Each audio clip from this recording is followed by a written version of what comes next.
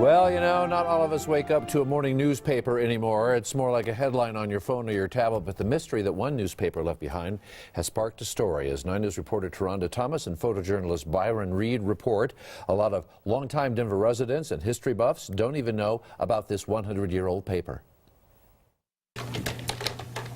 We have been spreading the news about people of color since 1987.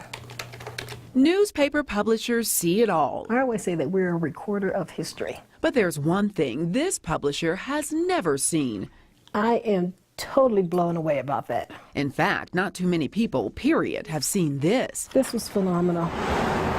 Tucked away on the 5th floor of the Denver Public Library, its delicate pages protected. It's so historical. Long forgotten features and faces She just looks familiar. of color. It's unbelievable. It was called the Denver Star, circa 1913.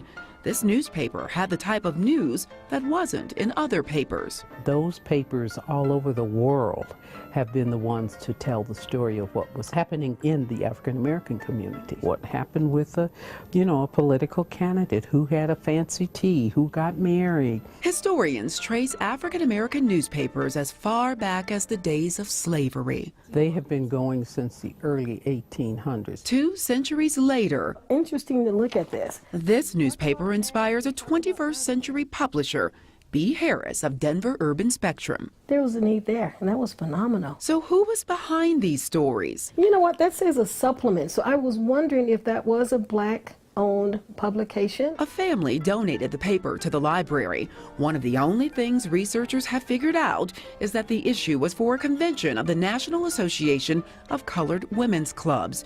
It featured prominent Denver African Americans It's got Madam C.J. Walker in there. and some articles This story I thought was very interesting. that may not make modern day headlines. It's called Denver's Great Sanitarium.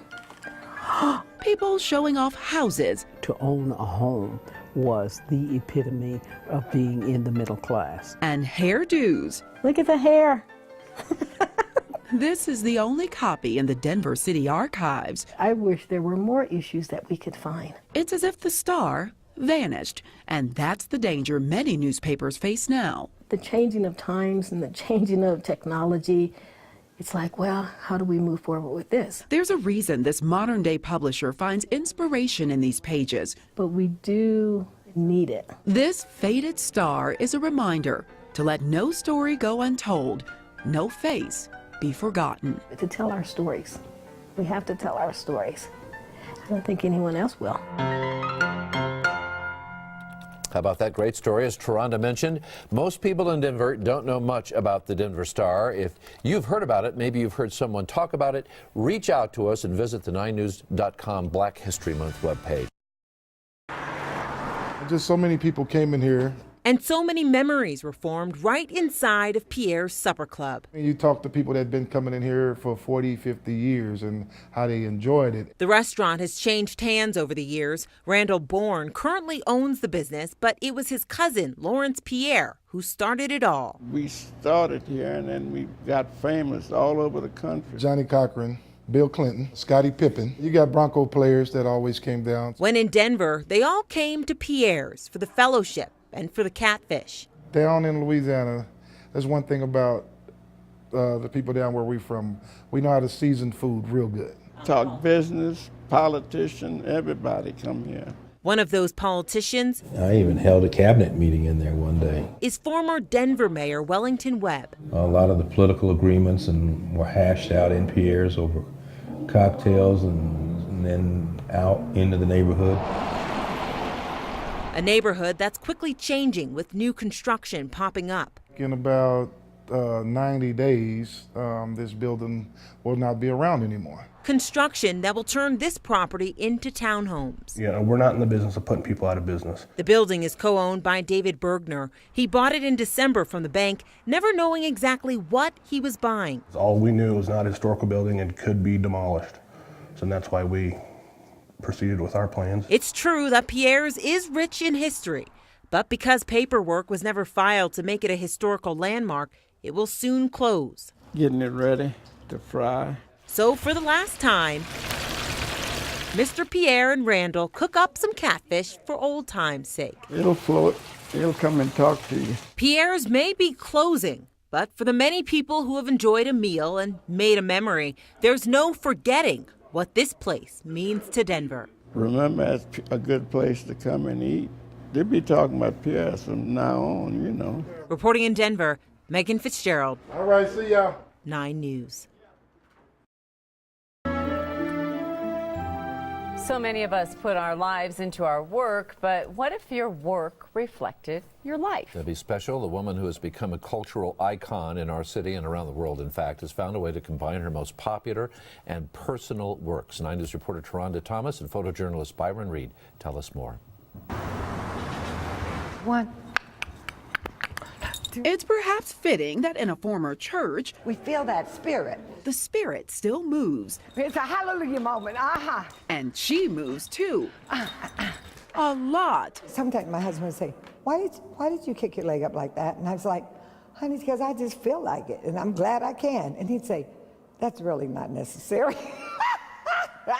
Dance is Cleo Parker Robinson's life. And I loved theater. And parts of her 65 years of life have come together on stage. Every part of the works that I've done, I can identify a time in my life. Even the most painful times. My brother died in his sleep of a heart attack at 19. Sorrow that inspired. I was only 21.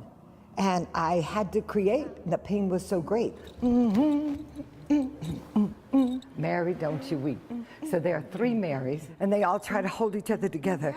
You know, that's what women do. A personal piece.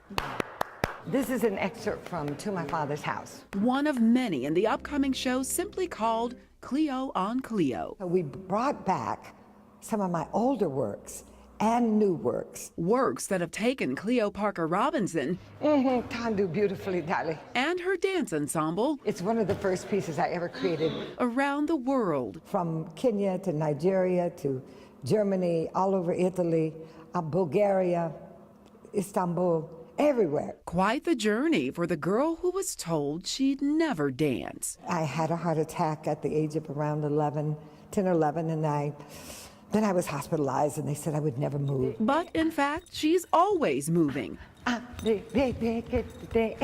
sharing her life's journey filled with dreams. That was my greatest joy. And dance. With photojournalist Byron Reed, Taronda Thomas, 9 News. The cover of the first book that featured an African American clearly shown. He may not look like a comic book hero. And I love superheroes and the battle for truth and justice and equality and fairness. And I think that's what drew me. But Professor William Foster is a hero for comic books. All comic characters are stereotypes. It's where we start. He's a nationally known comic book historian from Connecticut. Welcome this morning. Here to talk to people in Denver. Stop reading them funny books is what they said. About the changing image of African Americans in comics. You can trace almost by decade how our progress in this country and how treatment in this country had changed over time. Foster believes these are not just funny books.